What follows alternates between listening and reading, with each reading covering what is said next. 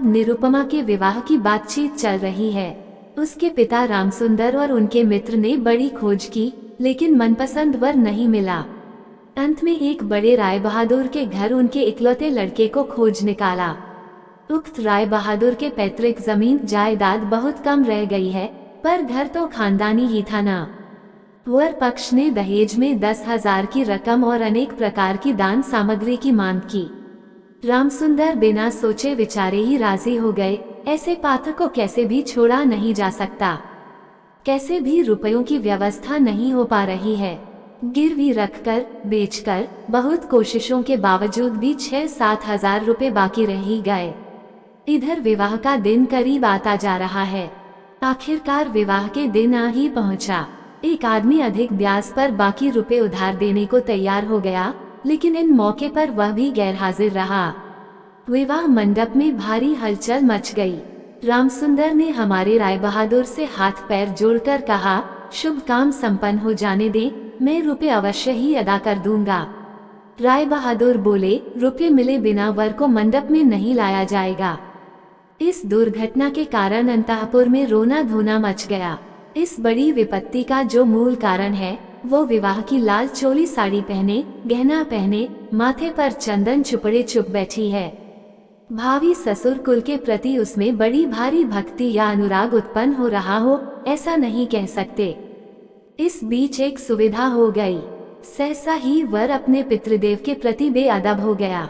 पिता से कह बैठा, खरीद फरोख्त मोल भाव की बात मैं नहीं समझता, विवाह करने आया हूँ, विवाह करके ही लौटूंगा। पिता ने जिस किसी को सामने पाया, दसी से बोले, देख रहे हैं न आजकल के लड़कों का आचरण। दो एक बुजुर्ग लोग थे, उन्होंने कहा, शास्त्र शिक्षा, नीति शिक्षा तो बिल्कुल रही नहीं, इसी से तो ऐसा है। वर्तमान शिक्षा के विषम फल अपनी संतान में प्रत्यक्ष देख राय बहादुर हतोत्साहित होकर बैठ गए। विवाह किसी तरह विषण निरानंद भाव से संपन्न हुआ। ससुराल जाते समय निरुपमा को हृदय से लगाकर पिता आंसू नहीं रोक सके। नीरू ने पूछा, बाबूजी, क्या ये लोग मुझे फिर कभी आने नहीं देंगे? रामसुंदर ने उत्तर दिया, आने क्यों नहीं देंगे बेटी, मैं तुम्हें लिवा लाऊंगा। अक्सर ही रामसुंदर लड़की से मिलने चले जाया करते, पर समाधि आने में उनकी कोई प्रतिष्ठा नहीं रही।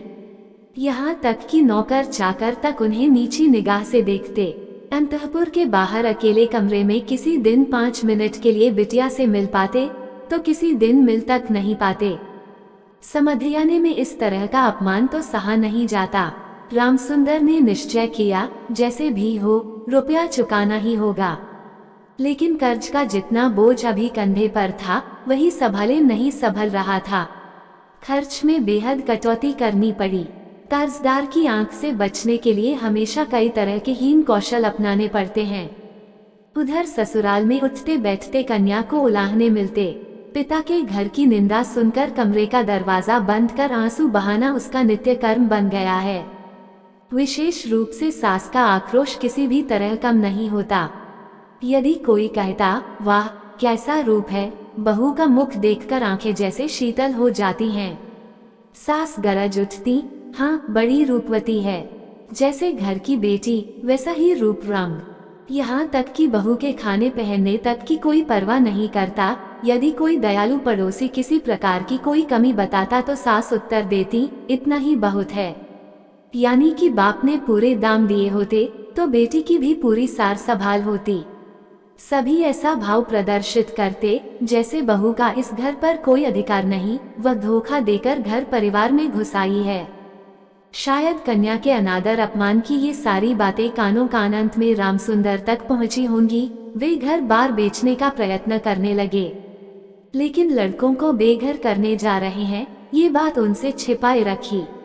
उन्होंने निश्चय किया, घर बेचकर फिर उसी घर को किराए पर ले लेंगे। ऐसे कौशल से चलेंगे कि उनके मरते दम तक ये बात लड़के जान तक नहीं पाएंगे। लेकिन लड़के जान गए। सब आकर रोने चिल्लाने लगे, खासकर बड़े तीनों शादीशुदा लड़के, जिनमें से किसी किसी की संतानें भी हैं। उनकी असहमति बड़ी महत्वपूर्ण थी। घर की बिक्री स्थगित रही। तब रामसुंदर इधर उधर से भारी ब्याज पर थोड़े थोड़े रुपए उधार लेने लगे। इसका नतीजा ये हुआ कि गृहस्थी का खर्चा चलाना मुश्किल हो गया। नीरू पिता का मुख देखकर सब कुछ समझ गई। वृद्ध के पके केश, सूखा चेहरा और सदा संकुचित भाव में दैन्य और दुश्चिंता प्रकट हो आई। कन्या के आगे जब पिता अपराधी है, तब वह अपराध अनुताप क्या छिप सकता है।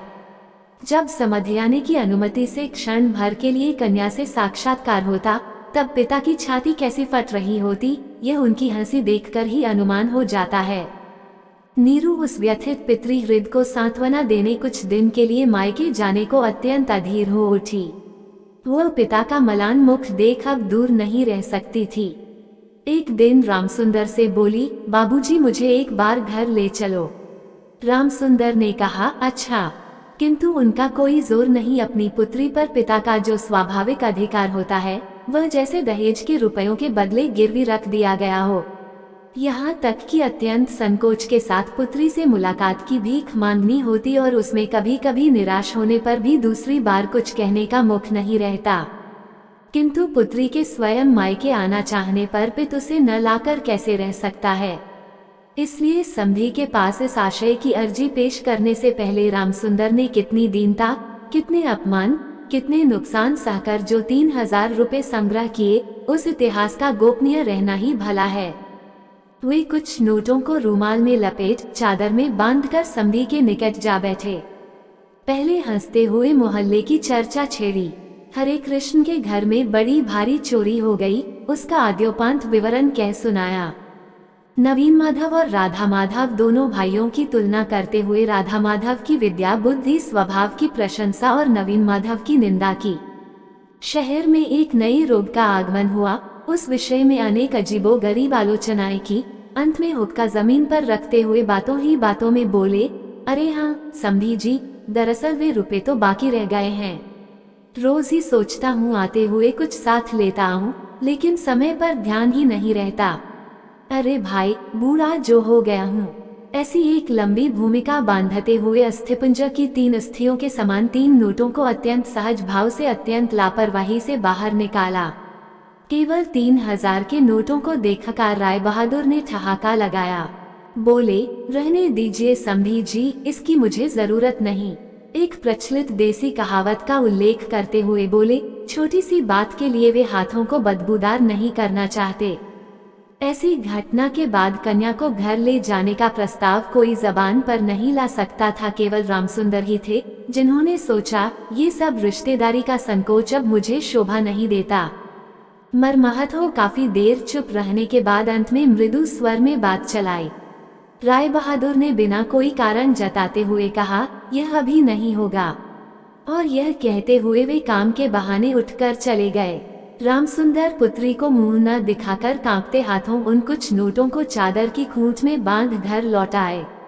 मन ही मन प्रतिज्ञा की, जब तक सारे रुपए अदा करके निसंकोच कन्या के अधिकार की मांग नहीं कर सकेंगे, तब तक फिर समधियाने नहीं जाएंगे। बहुत दिन बीत गए। निरुपमा आदमी पर आदमी भेजती रही, पर पिता नहीं आए। अंत में रूठकर उसने आदमी भेजना बंद कर दिया। इससे रामसुंदर के मन पर भारी चोट पहुंची, लेकिन फिर भी वे नहीं गए। क्वार का महीना आ गया। रामसुंदर ने कहा, अब की पूजा में बेटी को घर लाना ही है, नहीं तो मैं। खूब लंबी चौड़ी सी कसम खाई।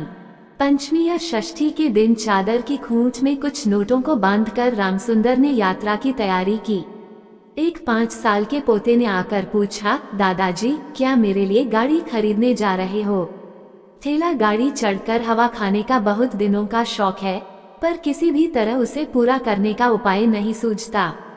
6 वर्ष की पोती रोती हुई आकर कहती है, पूजा के अवसर पर निमंत्रण में पहनकर जाने के लिए उसके पास एक अच्छा कपड़ा नहीं है।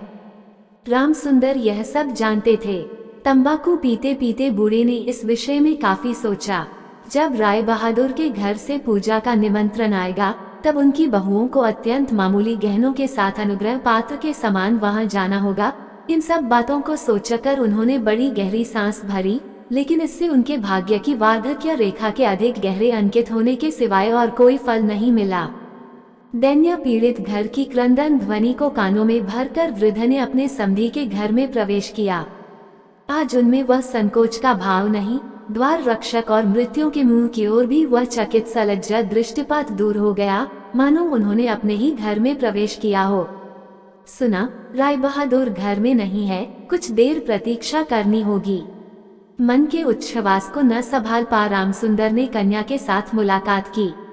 आनंद अतिरिक्त से दोनों नेत्रों से आंसू बह चले। पिता भी रो रहे हैं, कन्या भी रो रही है, दोनों में से कोई भी बोल नहीं पा रहा है। ऐसे ही कुछ समय बीत गया। फिर रामसुंदर ने कहा, बेटी अब की तुझे ले जाऊंगा, अब कहीं कोई रुकावट नहीं। इसी समय रामसुंदर के बड़े लड़के हरमोहन ने अपने दोनों छोटे बच्चों के साथ सहसा कमरे में प्रवेश किया। वे पिता से बोले, बाबूजी, तो फिर आपने हम लोगों को रास्ते पर बिठा दिया। रामसुंदर ने अचानक अग्निमूर्ति को कहा, तुम लोगों के लिए क्या मैं नरक में जाऊं? तुम लोग मुझे मेरे सत्य की रक्षा नहीं करने दोगे। रामसुंदर घर बेचकर बैठे हैं, लड़के कैसे भी कुछ जान ना पाए, इसके लिए अनेक उपाय किए, फिर भी वे जान ही गए हैं। ये जानकर वो सब मेरे प्रति अचानक रुष्ट और असंतुष्ट हो उठे हैं। उनका पोता उनके दोनों घुटनों से यथाशक्ति लिप्त मुंह उठाकर बोला, दादाजी, मुझे गाड़ी क्यों नहीं खरीद कर दी?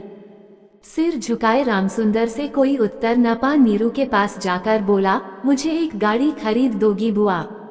निरुपमा सारा मामला समझ गई, बोली, बाबूजी, यदि तुमने अब एक पैसा भी मेरे ससुर को दिया तो अपनी कन्या का मुंह फिर कभी नहीं देख पाओगे।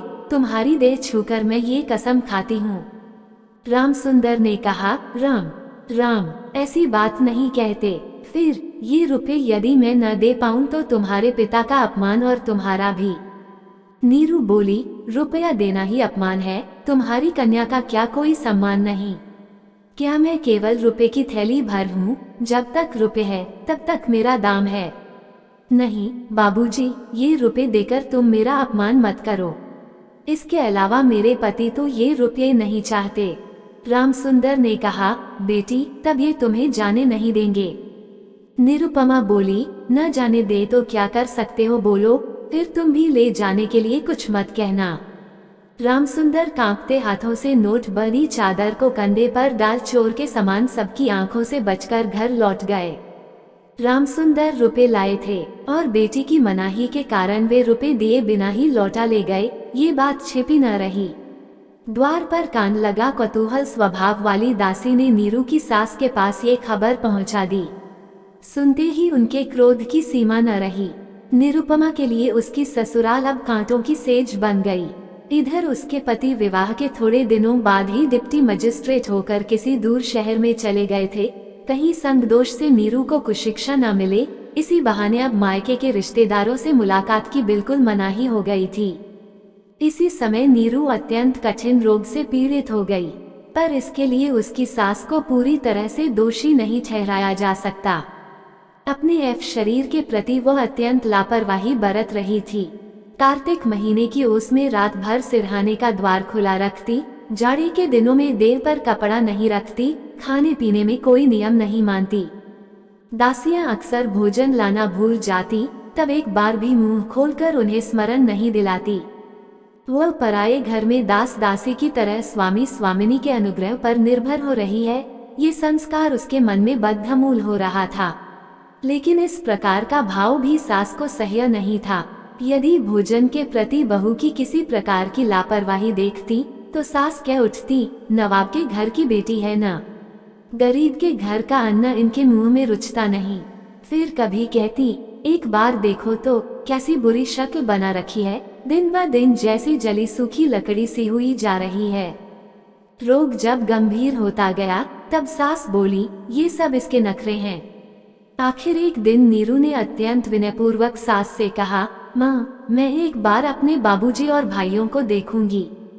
सास बोली, यह मायके जाने का बहाना है और कुछ नहीं। कहने का कोई विश्वास नहीं करेगा, जिस दिन संध्या के समय नीरू की सांस उखड़ने लगी, उसी दिन पहली बार डॉक्टर ने उसे देखा था और उस दिन ही डॉक्टर के देखने का अंत भी हो गया। घर की बड़ी बहू मरी, खूब धूमधाम से अंत्येष्टि क्रिया संपन्न हुई। सिले में प्रतिमा विसर्जन समारोह के बारे में रायचौधरियों की जैसी बड़ी लोक प्रसिद्धि है। बड़ी बहू की अंत्येष्टि संबंधी राय बहादुरों की बहुत कुछ वैसे ही ख्याति फैल गई। ऐसी चंदन काठ की चिता इस इलाके में कभी किसी ने देखी नहीं। ऐसे समारोह का श्राद्ध अनुष्ठान भी केवल राय बहादुर के घर में ही संभव था। सुना जाता है इससे उनके ऊपर कुछ कर्ज भी हो गया। रामसुंदर को सांत्वना देते समय उनकी बेटी की कैसे महासमारोह के बीच मृत्यु हुई, सभी ने उसका बड़ा विस्तृत वर्णन किया। इधर डिप्टी मजिस्ट्रेट का पत्र पहुंचा। मैंने यहाँ सारा बंदोबस्त कर लिया है, इसलिए मेरी पत्नी को फौरन यहाँ भेज दें। राय बहादुर की श्रीमती ने लिखा, बेटा, हमने तुम्हारे लिए एक दूसरी लड़की का रिश्ता तय किया है, इसलिए छुट्टी लेकर फौरन आ जाओ। इस बार 20,000 का दहेज और हाथों हाथ ही मिलना है। दोस्तों, आपको ये कहानी कैसी लगी कमेंट में जरूर बताएं। धन्यवाद। सब्सक्राइब करें हमारे चैनल को और बेल आइकन को प्रेस करें ताकि हमारे चैनल पर अपलोड की गई वीडियो का नोटिफिकेशन मिल सके।